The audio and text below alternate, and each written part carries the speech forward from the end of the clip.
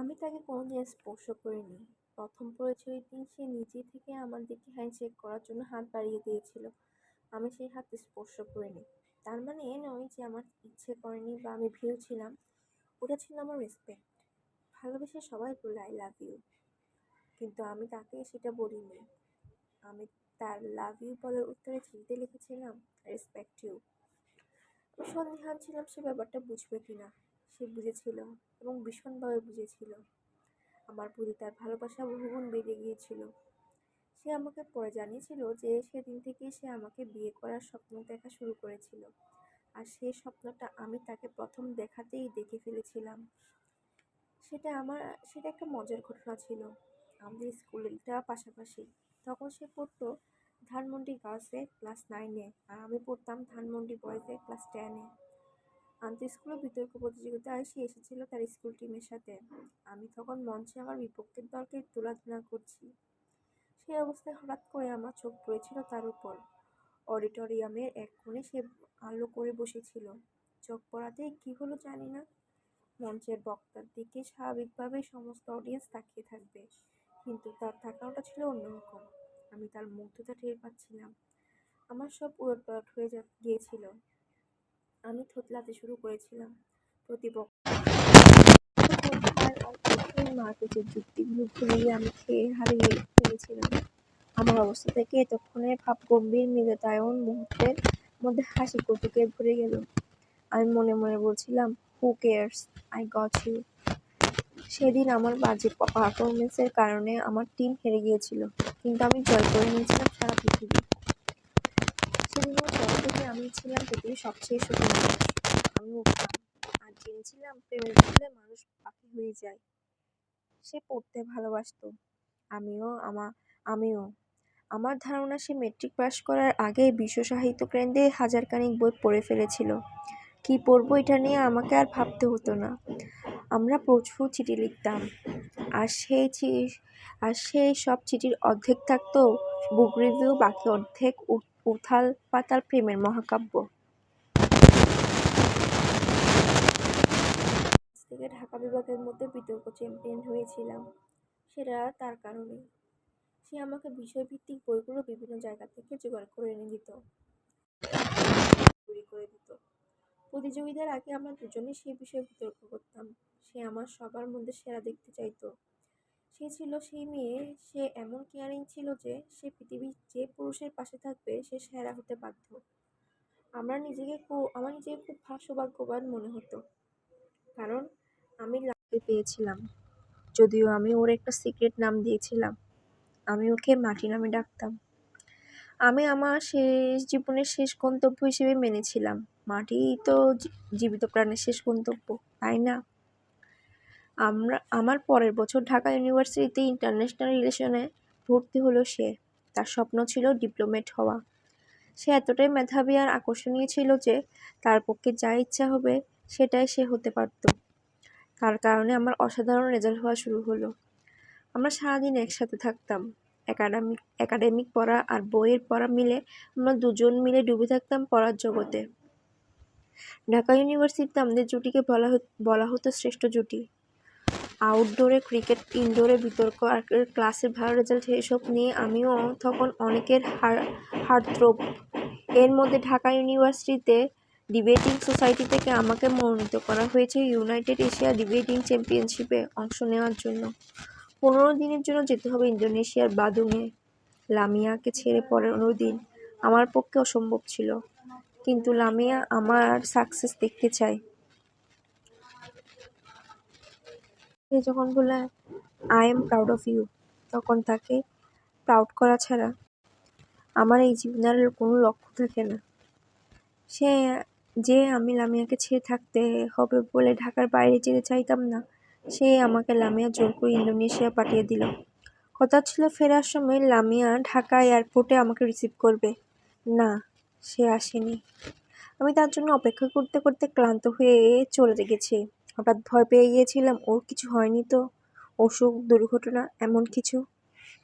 তার বাসায় ফোন করে জেনেছি সে ঠিক আছে, প্রচণ্ড মাথা ধরেছে বলে রুম বন্ধ করে ঘুমিয়ে আছে। হতে পারে মানে সেটাই ঠিক, কারণ লামিয়ার মাইগ্রেন ছিল। পরদিন সে ইউনিভার্সিটিতে আসেনি। এমনটা কি হতে পারে? আমি 15 দিন পর ঢাকা ফিরলাম, অথচ আমার সাথে দেখা করার কোনো আগ্রহই দেখছি না। এবার আমার মনে সন্দেহ জাগা শুরু হলো। আর সেটার জন্য আমাকে বেশিক্ষণ অপেক্ষা করতে হয়নি। মহসিন হলের সরকারি দলের ছাত্র সংগঠনের 10-12 জন চিহ্নিত জুনিয়র ক্যাডার আমাকে কলাভবনের সামনে ঘিরে ধরল। না, তারা আমার সাথে কোনো খারাপ ব্যবহার করেনি, শুধু বলল, এনায়েত ভাই আপনাকে দেখা করতে বলেছেন। শুনে আমার বুকটা ধক করে উঠল। এনায়েত হলো মূর্তিমান আতঙ্কের নাম। ঢাকা ইউনিভার্সিটির সম্পূর্ণ নিয়ন্ত্রণ তার হাতে। এমনকি বিসিও তার কথায় উঠে বসে। সে এনায়েত, তাকে কেন ডাকবে? সে তো কোনো রাজনীতির সঙ্গে জড়িত না। ছেলেগুলো মারমুখী না হলেও তাদের চোখে মুখে একটা ধমধমে ছাপা উত্তেজনা বিরাজ করছে। আমি তাদের বললাম, ঠিক আছে, আমি পরে এনায়েত ভাইয়ের সাথে দেখা করব, এখন একটু বিজি আছি। দলের একজন আমাকে কাঁধে হাত রেখে শীতল কণ্ঠে বলল, আপনাকে সাথে করে নিয়ে যেতে বলেছে এখনই। মনোভাব থেকে বুঝলাম তাদের সাথে এখন কোনো তর্ক করে লাভ নেই। আমি বললাম, চলো। ওরা আমাকে মাঝখানে রেখে মধু ওর ক্যান্টিনের দিকে হাঁটা শুরু করলো। মধুর ক্যান্টিনের পাশে একটা অ্যাম্বুলেন্স দাঁড়িয়ে আছে। আমাকে অ্যাম্বুলেন্সের কাছে এনে প্রায় ধাক্কা দিয়ে ভিতরে ঢুকে দেওয়া হলো। তারপর ওরা সবাই চাপাচাপি করে অ্যাম্বুলেন্সে চড়ে বসতেই সেটা বিকট সাইরেন তুলে চলতে শুরু করলো। আমি পাশের জনকে জিজ্ঞেস করলাম, অ্যাম্বুলেন্সে করে আমাকে কোথায় নিচ্ছ? থেকে জিজ্ঞেস করলো, আপনাকে একটু চিকিৎসা করা দরকার, তাই ডাক্তার এনায়েতের কাছে নিয়ে যাচ্ছি। এটা শুনে বাকিরা হেসে উঠল। আমার মাথায় তখন চিন্তার ঝড়। কি ঘটতে যাচ্ছে আমার সাথে? কেন হচ্ছে এসব? কি করেছি আমি? অ্যাম্বুলেন্সটা থামলো গুলশান এলাকার একটি বাড়ির সামনে। মূল গেটটা খুলে গেলে সেটা সরাসরি ভেতরে ঢুকে গেল। একজন দারোয়ান দৌড়ে এসে গেটটা বন্ধ করে দিল। বাড়ির নিচতলার ড্রয়িং রুমে আমাকে বসিয়ে ওরা সবাই চলে গেল। প্রায় 20 মিনিট পর সরকারি দলের ছাত্রনেতা এনায়েত এসে ঢুকলো। আমি দেরি না করে সরাসরি তাকে জিজ্ঞেস করলাম, ভাই, আমাকে এভাবে উঠিয়ে আনার কারণ কি? সোফায় মুখোমুখি বসতে বসতে জিজ্ঞেস করলো, তুমি কিছু বুঝতে পারোনি? না ভাই। পকেট থেকে বেনসন সিগারেটের প্যাকেট বের করে বেশ লম্বা করে কয়েকটি টান দিয়ে নাকে মুখে ফুসফুস করে ধোঁয়া ছাড়লো। আমি বুঝতে পারছি আমাকে সে যেটা বলতে চায় সেটা বলার জন্য প্রস্তুতি নিচ্ছে, আর আমার দিকে না তাকিয়ে স্থির তাকিয়ে আছে জ্বলন্ত সিগারেটের দিকে। রুমের মধ্যে গুমোট নীরবতা। আমার অবস্থা, আমি যেন দণ্ড শোনার অপেক্ষায় তাকিয়ে আছি বিচারকের দিকে। পুরো ঘটনায় আমি একটুও ভয় পাইনি, কারণ আমি জানি আমি কোথাও কোনো অপরাধ করিনি। কিন্তু আমি কোনোভাবে কোনো অনুমান করতে পারছি না আমাকে কি শুনতে হবে। একইভাবে এনায়েত তাকিয়ে আছে সিগারেটের মাথার জ্বলন্ত আগুনের দিকে। সেদিকে তাকিয়ে সে বলল, তুমি কি জানো কার জন্য তুমি ইউনাইটেড এশিয়া ডিবেটিং কম্পিটিশনের গ্রুপে চান্স পেয়েছিলে? এই প্রশ্ন আমি অপমানিত বোধ করেছি। সঙ্গে সঙ্গে প্রতিবাদ করে বলি, কারোর জন্য চান্স পেতে হবে কেন? আমি নিজের যোগ্যতায় চান্স পেয়েছি। এবার এনায়েত আমার চোখের দিকে তাকালো। মনে হলো এনায়েত তার নিজের ভেতরে ফিরে এসেছে। মনে হলো নিজেকে সামলে নিয়েছে। একটা হালকা হাসি ফুটে উঠল মুখে। বলল, আজ থেকে জানবে নিজের যোগ্যতায় সবকিছু অর্জন করা যায় না। আমি মাথা ঠান্ডা রেখে বললাম, আপনি আসলে কি বলতে চাচ্ছেন এনায়েত ভাই?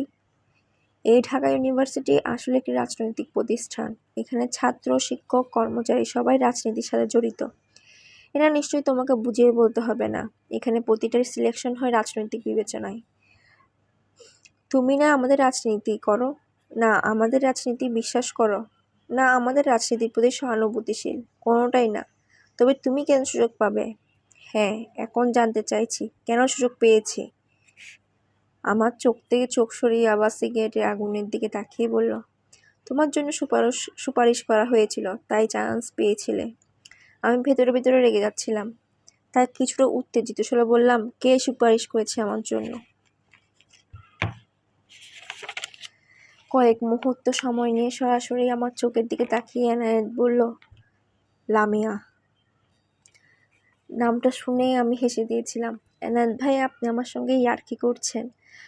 আমার বলার ভঙ্গিটা এনায়েতের পছন্দ হয়নি। চেহারা কঠিন হয়ে উঠল। লামিয়ার কোনো কথা আমি ফেলতে পারি না। আমি একই ফান মুডে বললাম, কেন এনায়েত ভাই, লামিয়া কি আপনার কোনো আত্মীয় হয়? এনায়েতের চেহারা পুরো বদলে গেছে। চোয়াল শক্ত করে বলল, আজ প্ল্যান ছিল তোমার 4 হাত পায়ের হাড্ডি ভেঙে হাসপাতালে পৌঁছে দেওয়ার। সেই জন্য অ্যাম্বুলেন্স ঠিক করা ছিল। দ্রুত তোমাকে হাসপাতালে নিয়ে যাওয়া হতো, যাতে মারের চোটে তুমি মারা না যাও। কিন্তু শেষ মুহূর্তে সব প্ল্যান চেঞ্জ হয়ে গেছে, কারণ লামিয়া আমাকে সেটা না করতে অনুরোধ করেছে। আমি বুঝে গেছি এখন এনায়েত ভাই কোনো ফালতু কথা বলছে না। কেন এনায়েত ভাই, আমি কি দোষ করেছি? আপনি আমাকে কেন মারতে চান? তোমাকে লামিয়ার জীবন থেকে সরে যেতে হবে। এখন আর আমি এনায়েতকে পরোয়া করছি না। এই কথা শোনার পর আর কোনো রাগ ঢাকের প্রয়োজন পড়ে না। তাই আমি চ্যালেঞ্জের সুরে বললাম, কেন? কেন আমাকে লামিয়ার জীবন থেকে সরে যেতে হবে? কারণ লামিয়াকে আমি ভালোবাসি। What? Yes, and she love me two. আমরা পরস্পরের চোখের দিকে তাকিয়ে আছি। এনায়েত, প্রথম কথাটা সত্য। লামিয়াকে অনেক পুরুষ পছন্দ করে। ওর মতো এমন সুন্দরী আর মেধাবী নারীর ক্ষেত্রে এটাই স্বাভাবিক। এসব আমি দেখেই অভ্যস্ত। কিন্তু এনায়েতের দ্বিতীয় কথাটা মিথ্যা। এটা কোনোভাবেই হতে পারে না। তাই এনায়েত আমাকে বিশ্বাস করানোর জন্য বলল, তোমাকে ইন্দোনেশিয়া পাঠানোর মূল কারণ এটাই, তোমাকে কিছুদিনের জন্য লামিয়ার কাছ থেকে দূরে রাখা। এর মধ্যে আমরা সিদ্ধান্ত নিয়েছি বিষয়টা তোমাকে জানানোর। তোমাকে গুম করে সরিয়ে দেওয়া আমার জন্য কোনো ব্যাপার ছিল না। কিন্তু যেহেতু লামিয়া নিজ থেকেই তোমার সাথে আর থাকতে চায় না, আমার সাথে থাকতে চায়, তাই স্বাভাবিকভাবে সরে যাওয়ার জন্য তোমাকে একটা সুযোগ দিতে চাই। ঠিক এখন থেকে আমি যেন তোমাকে আর লামিয়ার ত্রিসীমানায় না দেখি। এরপরও তুমি বাড়াবাড়ি করলে কী অবস্থা হবে বুঝতেই পারছো। আমাকে লাজবাব করে দিয়ে এনায়েত তার আরেকটি সিগারেট ধরালো। মুখের কাঠিন্য আর নেই। তার সিগারেট খাওয়া একটা বৈশিষ্ট্য ধরে ফেলেছি আমি। এনায়েত প্রতিবার 2টি করে লম্বা টান দেয় একসাথে। নাকে মুখে প্রচুর ধোঁয়া ছেড়ে উঠে দাঁড়ালো। তার দেখা দেখে আমি উঠে দাঁড়ালাম। আমার নিঃশ্বাস নিতে কেমন যেন কষ্ট হচ্ছে। এখান থেকে বের হতে হবে। উপসংহার টেনেই এনায়েত বলল, আমি তোমার একটা উপকার করতে চাই। লামিয়াকে দ্রুত ভুলে যেতে তোমাকে সাহায্য করতে চাই। বুঝতে পারছো তুমি আমার কোনো কথা বিশ্বাস করছো না।